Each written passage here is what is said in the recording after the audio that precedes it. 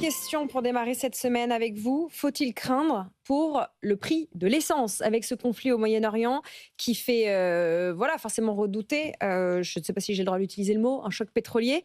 Est-ce que le risque est important ? Le risque est très important. Seulement, ce matin, au moment où on parle, il n'est pas du tout visible ni matérialisé. Même le prix du baril entre le petit matin et le moment où je vous parle, il a reculé. On doit être à $75 et quelque chose. Et on était monté à $78 après. 76, voilà. Et on était monté à 78 au moment, le 13 juin, des frappes d'Israël sur l'Iran. Deuxième élément, on a une offre qui reste supérieure à la demande. C'est vrai que l'Iran est un pays qui compte, mais il sort un peu moins de 4 millions de barils le jour, dont 2 millions sont exportés, puisque le reste, c'est pour la consommation quotidienne.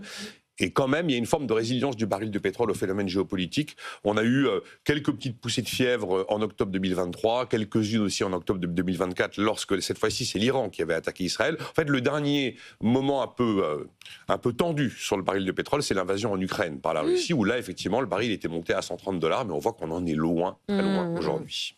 Bon, pour l'instant, pas de panique, mais le baril de pétrole a quand même pris près de 10% depuis une grosse semaine, depuis 10 jours, 13 juin, et les bombardements israéliens sur l'Iran. Qu'est-ce qui pourrait, d'un point de vue économique, aggraver la situation, Nicolas ? Très très clairement, ce serait la mise à exécution de la menace de bloquer le détroit d'Ormuz. Il y a plus de 20% des échanges de gaz et de pétrole quotidiens qui passent par là.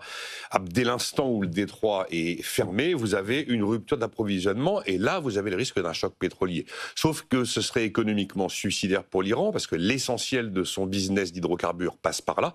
95% de ses exportations, notamment les exportations vers la Chine, qui est le premier client de l'Iran. Et aujourd'hui, le pétrole, c'est pratiquement 40% du budget de l'Iran. Donc c'est une ressource absolument essentielle. Et la deuxième raison qui fait que ce serait suicidaire pour l'Iran, c'est pour des raisons politiques. Parce que dès l'instant où le détroit d'Ormuz est menacé, voire qu'il est fermé, là, effectivement, on voit les prix s'envoler. On passe largement la barre des $100, c'est absolument évident. Ouais. Et dans les jours qui suivent, peut-être même les heures qui suivent, ça entraînerait très probablement une intervention de la flotte américaine qui est très largement représentée, présente dans cette zone du monde, donc à mi-chemin entre le golfe Persique d'un côté et le golfe d'Oman de l'autre, cette fameuse voie maritime qui fait entre 40 et 50 kilomètres.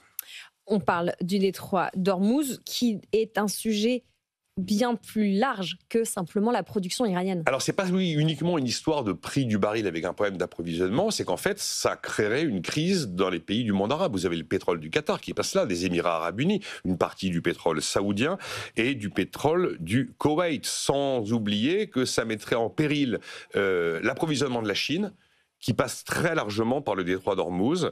Et donc là, on aurait effectivement immédiatement d'énormes problèmes d'approvisionnement. On aurait un baril. Alors, JP Morgan dit dans ces cas-là, c'est $130 le baril. Ouais. Certains imaginent que ça pourrait même aller plus loin. Après, il y a d'autres facteurs qui pourraient tendre le sujet pétrolier. Si l'Iran décidait d'attaquer les installations pétrolières de ses voisins irakiens ou saoudiens, là, on serait effectivement... Ça changerait la donne. Ouais. Ce ne serait pas aussi immédiat que le détroit d'Ormuz.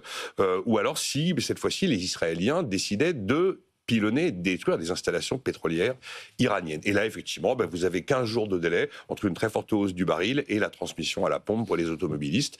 Et on considère que quand on se prend $1 durablement sur le baril de pétrole, ça va revenir à peu près 1 centime de hausse pour le litre de carburant.